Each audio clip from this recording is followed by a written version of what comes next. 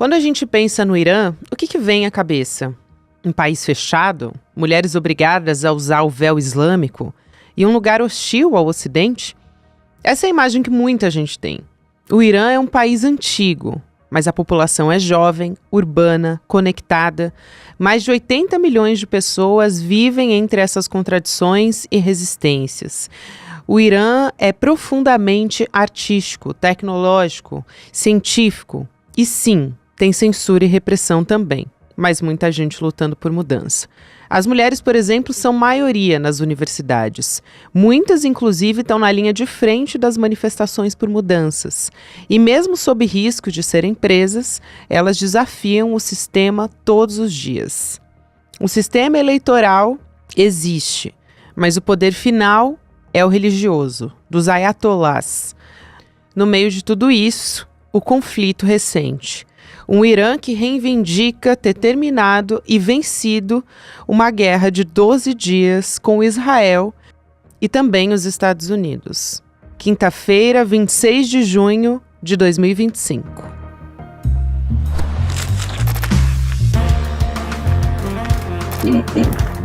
Sou a Gabriela Varela, esse é o podcast Detalhes, e aqui mais uma edição da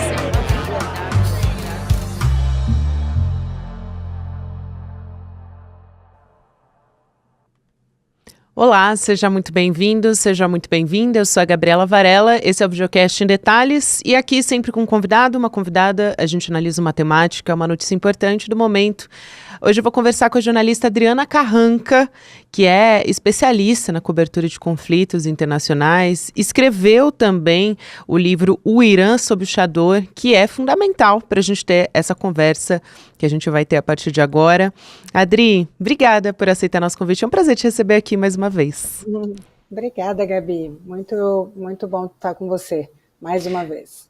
Um prazer, e acho que é fundamental a gente ter essa conversa no momento que a gente tem uma cobertura de imprensa que muitas vezes é carregada de bastante estereótipo a respeito do Irã.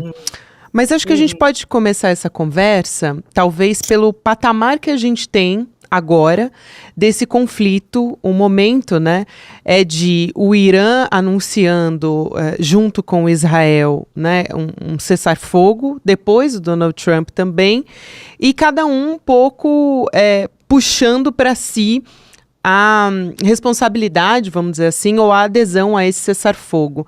Então, a partir daí, o que a gente pode esperar para os próximos dias, se ainda dá, de repente, para dizer que a gente não pode, talvez, se surpreender com bombardeios ainda, ataques, talvez a gente tenha que esperar mais algum tempo, se ainda dá para esperar alguma escalada ou é um momento realmente de respiro depois desses mais de 10 dias, né? Olha, Gabi, eu acho que esse conflito continua extremamente imprevisível, como foi desde o início, né? A gente não sabia exatamente, no momento em que Israel bombardeia o Irã, nós não sabíamos exatamente como o Irã responderia, né? Como os Estados Unidos responderiam, se os Estados Unidos viriam em socorro de Israel.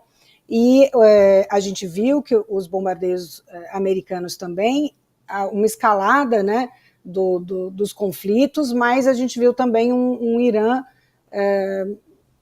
que se provou, né, bastante isolado e enfraquecido, porque não tenha dúvida de que o Irã teria respondido de outra forma se não tivesse num momento de tamanha fragilidade, né? O Irã ele tem essa fragilidade hoje porque ele tem um principal parceiro dele, que seria a Rússia, envolvida num outro grande conflito com a Ucrânia.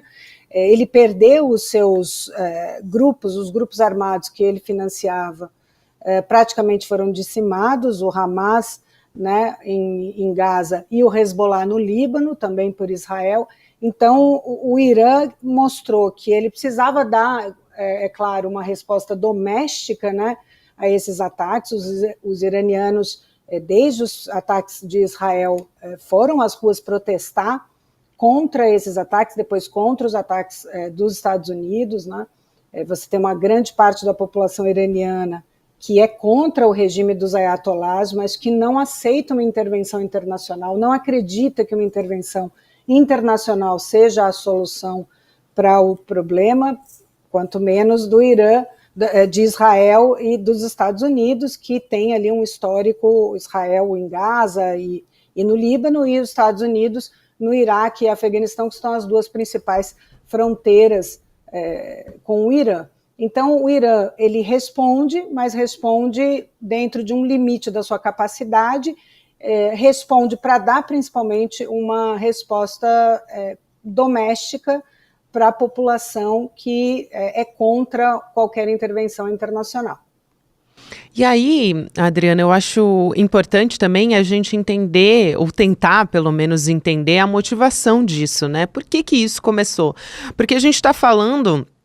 Os Estados Unidos acusam, e também a justificativa de Israel é essa, de um descumprimento de um acordo por parte do Irã das normas de enriquecimento de urânio. Mas isso não é de agora que se sabe, né? E que essa discussão está sendo levantada.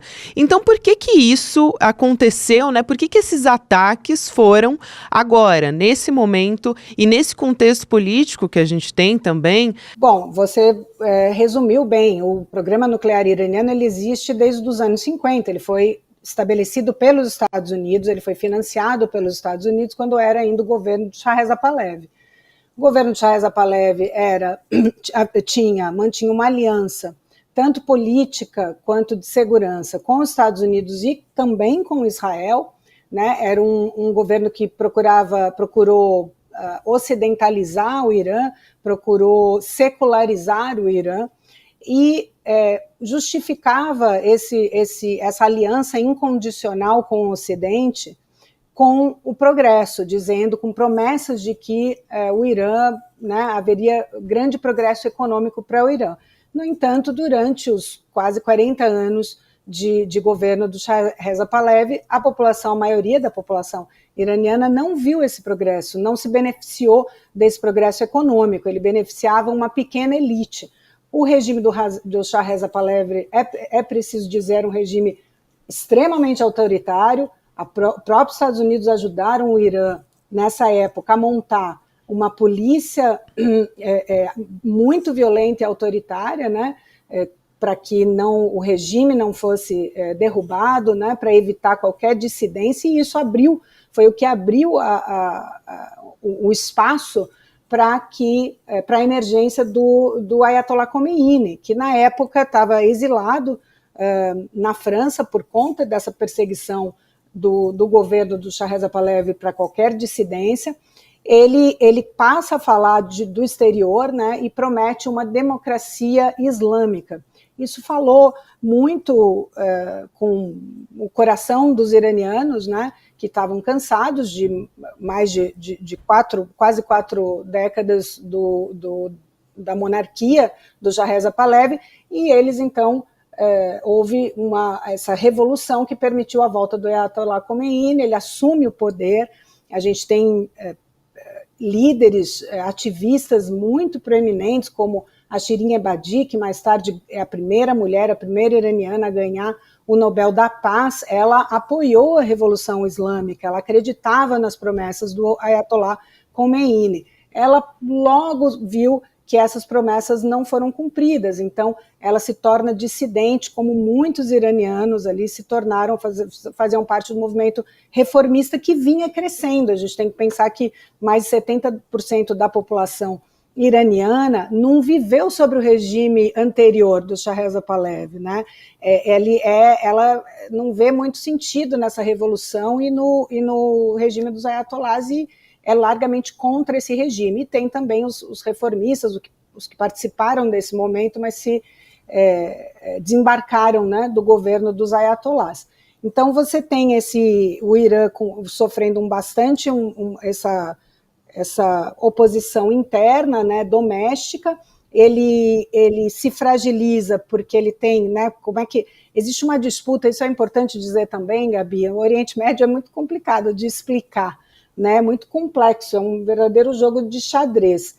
O Irã, ele tem uma disputa pelo domínio, pelo controle do mundo muçulmano, tanto político, quanto cultural, quanto religioso, com a Arábia Saudita, que é sunita. O Irã, o regime dos ayatolás, é xiita, são duas linhas diferentes do Islã.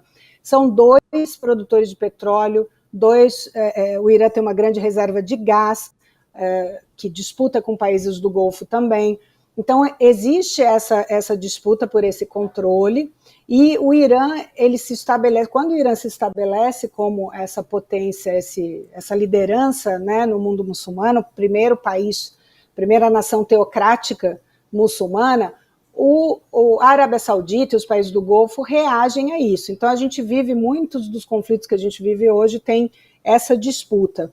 Dentro dessa disputa, o Irã passa a financiar grupos armados contra a Arábia Saudita, a influência do Catar, de outros países. Então, financia o Hezbollah no Líbano, financia o Hamas na faixa de Gaza. Com a guerra, né, a ofensiva brutal de Israel, depois do 7 de outubro, depois dos atentados terroristas do Hamas, você tem praticamente o Hamas dizimado, toda a liderança do Hamas foi morta. Israel se volta então para o Líbano, porque sabe que o Hezbollah era um grupo que vinha já bombardeando Israel em defesa dos palestinos, e depois de enfraquecer muito o Hezbollah, era natural que Israel se voltasse então para o Irã, porque o Irã é a última resistência ao projeto do Benjamin Netanyahu, que é de estabelecer um único Estado de Israel, inclusive nos territórios ocupados. Tem indiretamente a ver com o programa nuclear, que é claro que a ameaça nuclear do Irã é uma ameaça existencial a Israel, mas ela não era emergencial, né? O Israel usou um documento da ONU que dizia que o Irã violava o Tratado de Não Proliferação de Armas, mas isso já vinha acontecendo há muitos anos, então não era novidade, e o relatório é do dia 12 de junho, Israel atacou o Irã num ataque muito bem planejado, coordenado, que assassinou grande parte da cúpula militar do Irã. Então, eles atacaram no dia seguinte, quer dizer, obviamente não é um ataque que poderia ter sido planejado da noite para o dia, isso já vinha sido planejado certamente por Israel. Ao mesmo tempo, eu queria a sua avaliação de como o Irã pode estar pressionado politicamente por estar isolado nesse momento. Então, qual é a chance, você avalia, primeiro, de agora, de fato, com toda essa pressão, o Irã querer responder, né, com uma bomba nuclear que venha daqui a algum tempo, ou com a construção, né, a finalização desse processo, e, por outro lado, como é que a população vem enxergando esse programa nuclear, né? Porque não é de hoje que, do ponto de vista dos iranianos, eu já vi algumas entrevistas suas a respeito disso, eles defendem o programa nuclear como um meio de independência energética. Essa característica está mudando também, a maneira de enxergar pode ser também uma maneira de apoiar também o desenvolvimento de armas nucleares nesse sentido? O Irã, ele retomou o seu programa nuclear depois que Donald Trump se retirou unilateralmente do acordo de paz em 2018, que foi firmado 3 anos antes pelo antecessor Barack Obama. É preciso lembrar também, Gabi, que o Irã ele tem as suas 2 maiores fronteiras, são com o Iraque e o Afeganistão, onde ocorreram as 2 maiores intervenções militares americanas. Então, desde 2001, principalmente depois de 2003, com a invasão do Iraque, o Irã se vê cercado de tropas americanas, né? E isso fez com que ele também acelerasse o seu programa nuclear. Você me perguntou da questão da oposição, né, dos iranianos. Os iranianos sempre defenderam que o Irã tem direito a desenvolver energia nuclear. Mais recentemente, principalmente depois de 2003, esse sentimento vem mudando para um apoio, inclusive para a defesa, de desenvolvimento de armas nucleares para a defesa, porque eles se enxergam realmente encurralados pelos Estados Unidos, principalmente depois da invasão do Iraque. E se a gente olhar o que aconteceu no Afeganistão, praticamente os Estados Unidos devolveram o Afeganistão de mão beijada para os talibãs, depois de 20 anos de uma guerra brutal que matou milhares de civis. O Iraque virou um caos. A gente pode discutir, né, se o regime brutal do Saddam Hussein, não é sobre isso. A questão é que depois da queda do regime, o Iraque virou um caos, com uma grande enorme número de mortos civis também. Então, o Irã certamente o regime iraniano vê no seu programa nuclear, agora talvez mais do que nunca por conta do seu isolamento, a sua única capacidade de defesa. E ele pode sim fazer um acordo agora, mas se a gente olha para a longo prazo, todas essas ações, tanto de Donald Trump quanto de Benjamin Netanyahu, deixam o mundo mais inseguro, né? E inclusive os israelenses, né? Sim, eu queria te ouvir um pouco falar sobre que país é o Irã, até a sua avaliação também sobre a cobertura da imprensa hegemônica a respeito desse conflito e esse olhar sobre o Irã. E aí, trazendo um pouco do país e da sociedade, né, do Irã, que já foi o maior império do mundo, o Império Persa, também culturalmente, né, que tem essa dicotomia que é opressora. Então a gente lembra muito da morte da Mahsa Amini por conta de um véu, né, porque a polícia de costumes disse que ela estava usando o véu de maneira errada. Então isso é muito simbólico quando a gente fala sobre como as mulheres, né, são tratadas, mas ao mesmo tempo elas estão em espaços estratégicos da política, da economia também. E por outro lado, existe um desenvolvimento tecnológico muito grande por parte, quando a gente olha para a educação. Queria que você trouxesse um pouco desses aspectos para a gente enxergar como que é essa sociedade, como é que ela funciona hoje e também como é que a população enxerga o regime político iraniano, porque o Donald Trump já falou, é uma intervenção, né, ao Irã também, mas ele já falou sobre uma mudança, questionou o regime iraniano e imagino que a sociedade, talvez, ainda que defenda uma mudança, não seja por uma intervenção externa. Então, queria toda essa sua avaliação com base no livro que você já escreveu, né, há 15 anos. Eu vou te contar como foi a minha primeira chegada, a primeira vez que eu fui ao Irã. Por favor. Eu estava, obviamente, tensa, com medo. A gente lê, né, sobre o Irã, tudo que eu lia sobre o Irã era sobre o programa nuclear, era sobre a radicalização. Na época era Mahmoud Ahmadinejad, que era um presidente bastante radical, que falava muito, né, tinha um discurso muito radical na própria ONU, e um discurso público muito radical. E eu cheguei então no Irã, né, o que eu vou encontrar nesse país? Achando que eu iria encontrar um país destruído, né, por anos de guerra. Eles se envolveram logo depois da Revolução Islâmica em uma guerra de 8 anos com o Iraque, na qual os Estados Unidos apoiava Saddam Hussein contra o Irã. Eles foram, obviamente, impactados por sanções econômicas durante anos. Então, eu imaginei que chegaria num país empobrecido e radicalizado e destruído por guerras. E, no entanto, eu chego no Irã já com o véu, porque é lei no país que as mulheres se cubram, mesmo as mulheres estrangeiras. Então, quando você está ainda no avião, você entra no espaço aéreo iraniano, o comissário de bordo pede que as mulheres se cubram. Eu já sabia disso por conta de outros colegas que tiveram no Irã antes de mim, então eu já tinha me preparado, comprei o véu. Eu comprei um véu nos Emirados Árabes, onde eu havia feito uma parada, né, no voo em direção ao Irã. Bom, chego no Irã toda coberta de preto, só com o rosto assim, de fora, muito, muito tensa. Chego num aeroporto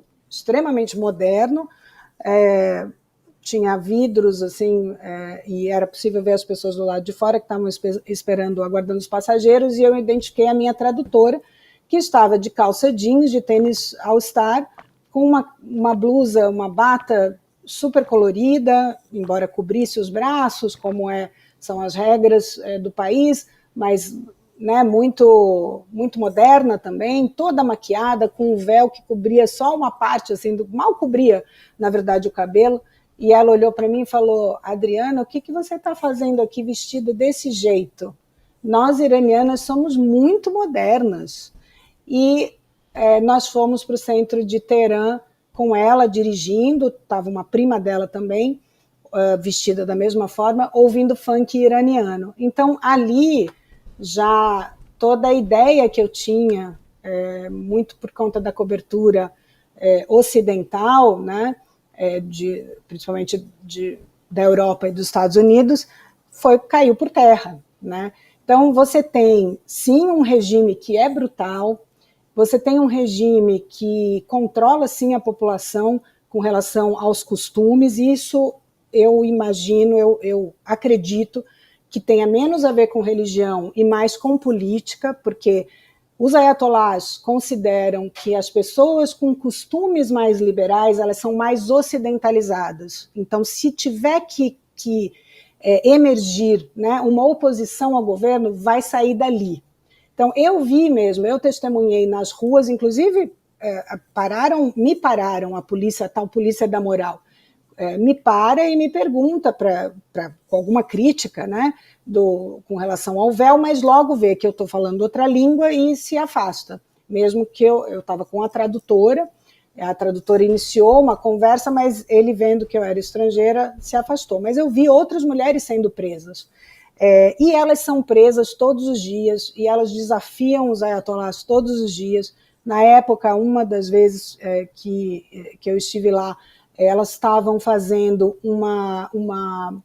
um protesto silencioso contra o governo, em que elas paravam o que elas estivessem fazendo por 1 minuto e ficavam em silêncio. Então, se elas estivessem andando na rua, as mulheres paravam no meio da rua, se elas estivessem dirigindo, elas paravam no meio da rua, o carro, e faziam 1 minuto de silêncio contra o regime. Era um protesto silencioso. A própria forma de se vestir se tornou uma bandeira política, né? De fato, as mulheres que são contra, né, principalmente as jovens que vivem em áreas urbanas, elas se vestem de uma forma mais, elas tentam burlar as regras do Irã. Por exemplo, eu entrevistei eu vi passando na rua uma taxista, uma mulher dirigindo um táxi, Women's Taxi, escrito em inglês, táxi das mulheres. E liguei para a companhia, chamei um táxi porque eu queria saber o que era essa companhia. Era uma cooperativa, na época, com 900 motoristas, todas mulheres, que só transportavam mulheres. Então, mulheres que queriam sair com roupas mais ousadas, que estavam indo para uma festa privada, onde elas não usam véu, não usam nada, pelo contrário, usam salto, mini saia, cabelão solto, são bastante extravagantes, né? E essa cooperativa transportava, então, mulheres para que elas pudessem se vestir da forma que quisessem, se comportar da forma que quisessem, sem serem abordadas tanto pela polícia como com assédio, né? E então era impressionante, né, essa movimentação das mulheres. Isso tem muito a ver com a guerra no Iraque contra o Iraque, em que praticamente todos os homens foram para o fronte de batalha, e então os espaços públicos, né, os cargos públicos, os empregos públicos, eles acabaram sendo ocupados por mulheres, e quando os homens voltaram da guerra, elas não abriram mão desse espaço. A universidade, você tem razão, mais de 70% dos alunos de universidade são mulheres, então você vê também um protagonismo.